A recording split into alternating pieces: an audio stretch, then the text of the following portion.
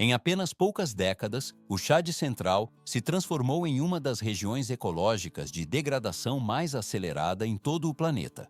Áreas extensas de pastagens desapareceram completamente. Pontos tradicionais de captação de água secaram e a borda do deserto do Saara avança implacavelmente em direção ao sul a cada ano que passa.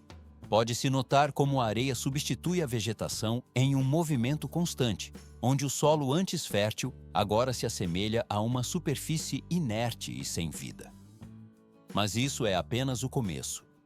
Por que o retorno de uma espécie que já foi considerada extinta na natureza seria capaz de alterar a velocidade da expansão do deserto do Saara? À primeira vista, a reintrodução de um animal parece ser uma medida puramente conservacionista, sem impacto em larga escala. No entanto, na prática, a biologia desses seres atua como um regulador crítico para a estabilidade do solo e a regeneração das plantas locais que impedem o avanço das dunas. Este fenômeno não representa meramente a expansão geográfica de um deserto, mas sim a fratura completa de um sistema vivo que permaneceu estável por milhares de anos. O equipamento de monitoramento registra como as barreiras naturais cedem sob a pressão climática. O processo está apenas ganhando velocidade. O governo do Chad tentou implementar diversas medidas para conter esse declínio severo, incluindo a restauração de pontos de água, a construção de barreiras físicas de areia e o replantio de vegetação nativa em áreas críticas. Pode-se notar como as mudas de vegetação local lutam para sobreviver sem o suporte dos ciclos naturais que antes existiam. As forças biológicas que mantinham a terra viva desapareceram junto com a fauna original, deixando o ecossistema vulnerável. Tudo só se complica com a ausência de agentes dispersores e fertilizadores naturais. Estranhamente, a resposta técnica para a recuperação de uma paisagem em estágio terminal provém de uma espécie animal que havia sido totalmente apagada de seu habitat natural. Vê-se como a poeira assenta lentamente sobre os antigos leitos de rios secos, enquanto os especialistas preparam o terreno para a reintrodução. Esta etapa não termina com a soltura dos animais, mas sim com a observação minuciosa de como eles interagem com a topografia degradada. O equilíbrio entre a fauna e a flora é o que determina a resistência do terreno contra a erosão eólica. Transição para o próximo nível. O material biológico e a integridade do solo dependem agora desse retorno planejado, para que a estabilidade do ecossistema seja gradualmente restaurada. O fluxo de restauração ambiental segue adiante pela cadeia de processos naturais recuperados. Uma única espécie de antílope, o Oryx de cimitarra, representa um dos casos mais extraordinários de adaptação biológica nas vastas extensões do Saara. Seu corpo, revestido por uma pelagem de tom branco prateado, atua como um refletor natural da radiação solar para minimizar a absorção térmica. A fisiologia interna permite que sua temperatura corporal se eleve consideravelmente, sem que ocorra a perda de fluidos através do suor. Por que o comportamento de movimentação desse animal é considerado o elo essencial para o equilíbrio do ecossistema local? À primeira vista, sua resistência física parece ser o fator predominante para a sobrevivência em um ambiente hostil. Entretanto, a resposta reside na forma como esses animais interagem mecanicamente com o solo árido, processando o terreno de maneira contínua enquanto buscam raízes, tubérculos e uma vegetação tão seca que se torna inutilizável para o gado doméstico. Vê-se como esses grupos de animais percorrem dezenas de quilômetros diariamente em um padrão fractal de deslocamento, assemelhando-se ao movimento dos cavalos de Przewalski nas estepes da Ásia Central. Eles não consomem a vegetação em grandes áreas contínuas, mas geram pequenas perturbações repetidas em ciclos periódicos e rítmicos. O processo está apenas ganhando velocidade. Com o auxílio de seus cascos e narinas, os animais rompem a camada superficial endurecida da terra, permitindo que o ar e a umidade alcancem níveis mais profundos onde os micro-organismos operam. 50 graus Celsius é a temperatura extrema que o solo atinge quando o animal decide repousar sobre a superfície.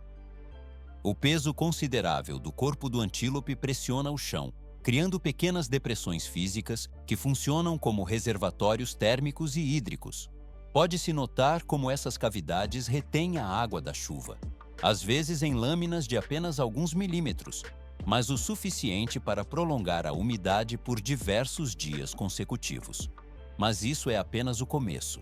Sementes de diversas plantas se fixam ao seu pelo e caem gradualmente ao longo das rotas de viagem, estabelecendo correntes de dispersão natural que nenhuma outra espécie da região consegue replicar em escala semelhante. Tudo só se complica quando se analisa a escala coletiva dessa atividade biológica. Todos esses pequenos processos físicos formam o motor que impulsiona as pastagens semidesérticas, distribuindo energia e nutrientes por todo o sistema ambiental. Um grupo composto por 20 a 30 indivíduos é capaz de gerar milhares de pontos de perturbação no solo no intervalo de um mês. Esse volume de intervenção mecânica é estritamente necessário para impedir que o solo entre em um estado de dormência biológica permanente. À medida que o tamanho das manadas diminuiu e eventualmente desapareceu, o Saara perdeu esse motor fundamental de renovação. O material orgânico e os ciclos de nutrientes interromperam seu fluxo, deixando o sistema em uma fase de estagnação. 20 anos.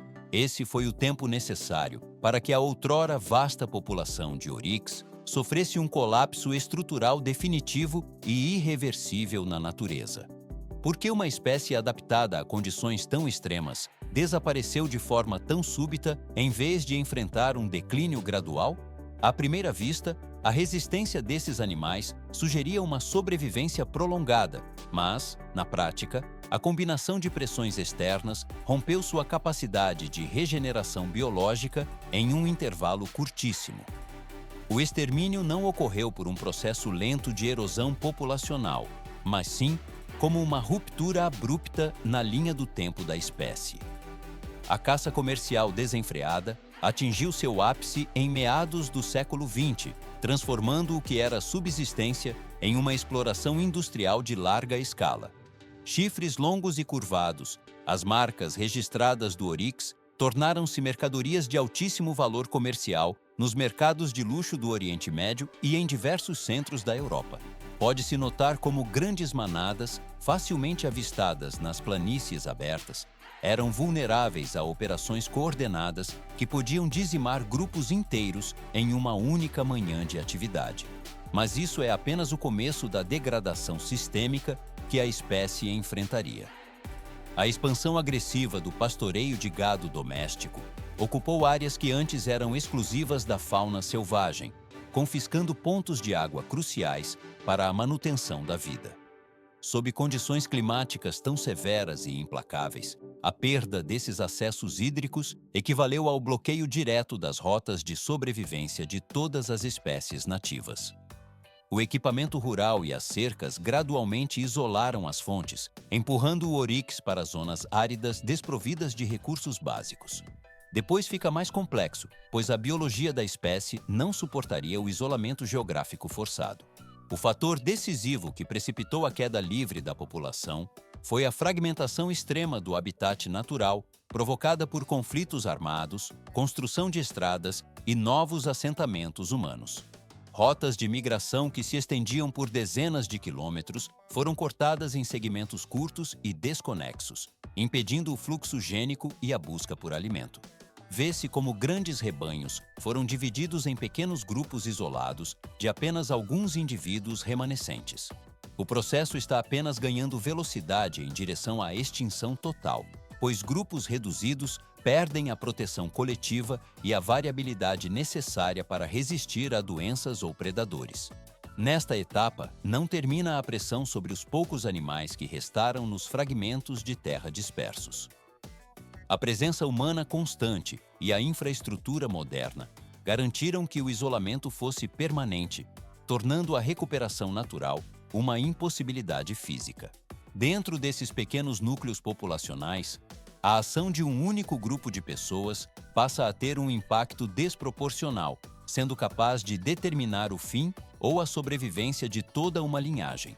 O material biológico da espécie atinge o limite da resistência, deixando o ecossistema em um estado de silêncio e desequilíbrio profundo. Uma única noite de predação descontrolada poderia dizimar completamente os grupos remanescentes dessa espécie. No ano de 2000, a União Internacional para a Conservação da Natureza declarou formalmente que o oryx estava extinto em seu habitat selvagem. Por que o desaparecimento de um único animal causaria um impacto tão profundo em um bioma inteiro? Aparentemente, a savana é um sistema resiliente que suporta perdas pontuais de fauna. Mas, na prática, o ecossistema do Saara já demonstrava sinais de colapso sistêmico muito antes dessa confirmação oficial de ausência. Pode-se notar como a paisagem se altera quando os grandes herbívoros deixam de percorrer suas rotas ancestrais. Quando o oryx e outros animais de pastoreio de longo alcance desapareceram, a Terra perdeu seu ciclo vital de perturbação periódica e renovação natural do solo. Mas isso é apenas o começo. Micro-organismos essenciais que processam nutrientes entraram em estado de dormência profunda sob a crosta ressecada. Vê-se como a vegetação reage de forma negativa à falta de estimulação mecânica das patas e do consumo controlado. As gramíneas falharam em retornar à superfície mesmo após a ocorrência de chuvas sazonais, pois as sementes não encontravam solo preparado para a germinação. Depois, fica mais complexo. O vento, sem a barreira natural da vegetação e das raízes, começou a deslocar as camadas superficiais de areia sem qualquer resistência física. O equipamento biológico natural que mantinha o deserto em equilíbrio foi permanentemente desligado por décadas. A ausência desses animais interrompeu a dispersão de sementes por quilômetros de dunas e planícies áridas. O processo está apenas ganhando velocidade na direção de uma degradação irreversível do terreno. A estabilidade do ecossistema depende de interações físicas constantes, que agora cessaram por completo. O solo permanece estático, aguardando uma dinâmica que não mais existe na natureza. 20 centímetros de solo fértil podem desaparecer por completo em apenas algumas temporadas de tempestades de areia intensas. Por que a Terra perde sua capacidade de sustentação, mesmo em áreas que ainda recebem alguma pluviosidade? Aparentemente, a escassez de água é a causa principal da desertificação. Mas, na prática, os ecossistemas colapsam porque o solo perde a estrutura física necessária para retê-la em seu interior. Esse fenômeno de retroalimentação degenerativa assemelha-se ao que ocorreu na América do Norte quando as populações de bisões sofreram um declínio de 99%, transformando pradarias em zonas áridas. O processo está apenas ganhando velocidade. Para compreender a magnitude exata desse problema, é fundamental visualizar o Saara como uma rede biológica interconectada. Pode-se notar que o solo semidesértico depende estritamente da combinação harmônica de 4 elementos fundamentais: os micro-organismos ativos, a estrutura de superfície porosa, a distribuição eficiente de sementes e os animais que geram distúrbios físicos constantes. Quando a fauna desaparece de uma região, as outras 3 camadas perdem instantaneamente sua funcionalidade técnica. Depois, fica mais complexo. Vê-se como os micro-organismos deixam de operar devido à ausência total de oxigênio nas camadas compactadas. As sementes permanecem expostas na superfície endurecida e morrem rapidamente sob a radiação solar direta, enquanto a estrutura do solo se torna um bloco maciço e impenetrável. Essa barreira física faz com que a água da chuva evapore por completo antes mesmo de conseguir infiltrar-se no subsolo. À primeira vista, a irrigação artificial poderia resolver o problema, mas na prática, mesmo quando humanos bombeiam água ou plantam árvores isoladas, esses elementos biológicos continuam inertes. Tudo só se complica. A ausência da perturbação biológica animal impede que o ciclo de renovação seja reiniciado de forma autônoma. Esta é a razão técnica pela qual inúmeros projetos de restauração, executados anteriormente no Sahel, falharam de maneira sistemática. As iniciativas tentaram recriar apenas a aparência superficial do ecossistema, sem restaurar as forças mecânicas e biológicas que o impulsionam a partir do interior. O equipamento e a intervenção humana não substituem a dinâmica natural do pisoteio e da pastagem, mas isso é apenas o começo. Este mecanismo de degradação estrutural foi observado e documentado em diversos outros ecossistemas ao redor do planeta. Na China, as pastagens do norte só iniciaram um processo real de recuperação quando os cavalos de Przewalski retornaram ao habitat, criando um mosaico de manchas de grama através de sua movimentação.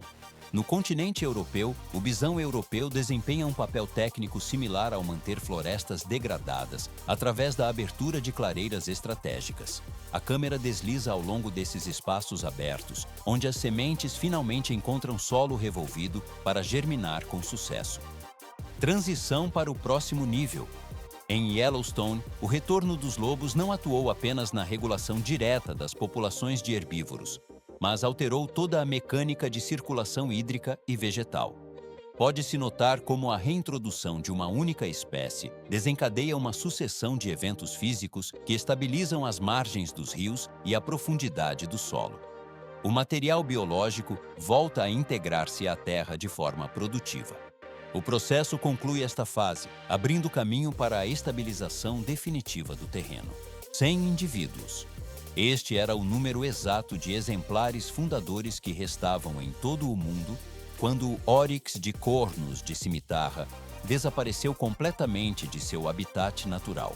Por que o destino de uma espécie inteira dependeria de um grupo tão reduzido de animais confinados em zoológicos e centros de preservação?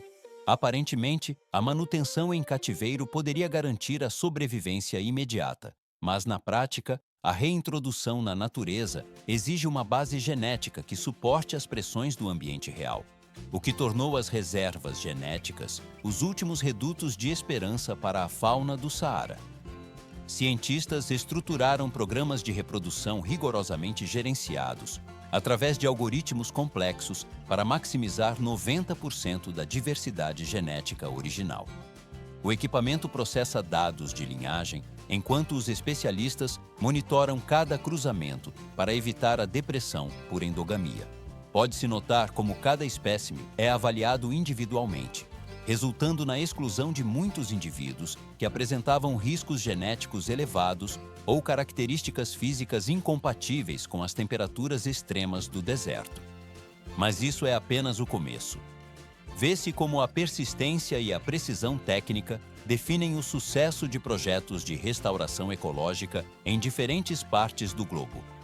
Na Inglaterra e na Escócia, os castores atuam na reconfiguração do fluxo das correntes e na criação de áreas úmidas que retêm volumes consideráveis de água. O processo está apenas ganhando velocidade. Cada uma dessas espécies funciona como um elo distinto e vital dentro do ciclo de operação de seus respectivos ecossistemas. Lobos alteraram o comportamento de populações inteiras de herbívoros, permitindo que a vegetação local se recuperasse de forma visível e constante. À primeira vista, a introdução de um predador parece um ato de desequilíbrio, mas na prática, ela regula toda a cadeia trófica de maneira sistêmica. No Saara, o Oryx desempenha este papel fundamental de conexão biológica. Tudo só se complica quando a viabilidade da espécie é colocada em xeque pela redução drástica de sua variabilidade. Décadas de esforços contínuos transformaram esta iniciativa em um dos exemplos mais significativos da conservação genética moderna. Um pequeno erro no manejo das linhagens pode causar o colapso total de uma espécie após sua soltura em ambiente selvagem. A câmera desliza pelos laboratórios e centros de manejo, onde a precisão matemática dita as regras da sobrevivência. O material genético é tratado com o rigor de um processo industrial de alta tecnologia. A estratégia de conservação alcança um estágio de estabilidade após anos de monitoramento rigoroso e seleção técnica. O processo conclui esta fase, abrindo caminho para a conformação de novas populações saudáveis no deserto. Assim, a linhagem protegida segue adiante pela cadeia de restauração ambiental de forma silenciosa e segura. Uma estrutura genética suficientemente robusta motivou o Chad e o Fundo de Conservação do Saara a iniciarem um dos projetos de reintrodução mais ambiciosos já executados em território desértico. Por que escolher uma área de proporções tão vastas para esse processo? A resposta reside na necessidade de espaço vital para a espécie, o que levou à escolha da reserva de Oad Irimi e Oad Hashem, um território que possui quase a mesma extensão territorial que a Irlanda. Mas isso é apenas o começo. Cada exemplar do Oryx foi transportado por aeronaves de carga especializadas de Abu Dhabi até o Chad. Vê-se como o planejamento logístico se estende por muitas horas de voo, com o equipamento gradualmente mantendo a estabilidade para minimizar o estresse físico e metabólico dos animais. À primeira vista, o deslocamento aéreo parece simples, mas na prática exige um controle rigoroso de pressurização e temperatura para garantir a integridade dos espécimes. O processo está apenas ganhando velocidade. Após o desembarque na área de aclimatação semi-selvagem, técnicos instalam colares de posicionamento global com tecnologia de irídio em cada indivíduo. Pode-se notar como esses dispositivos se ajustam ao pescoço do animal, capturando dados de localização, frequência cardíaca e temperatura ambiente em tempo real. A transmissão ocorre através da rede global de satélites irídio, o que garante a recepção estável de sinais mesmo em regiões desérticas, onde não existe absolutamente nenhuma infraestrutura de telecomunicações terrestre. Nesta etapa, não termina o monitoramento técnico. A frequência de registro das informações pode ocorrer a cada poucos minutos, gerando mapas de movimento extremamente detalhados.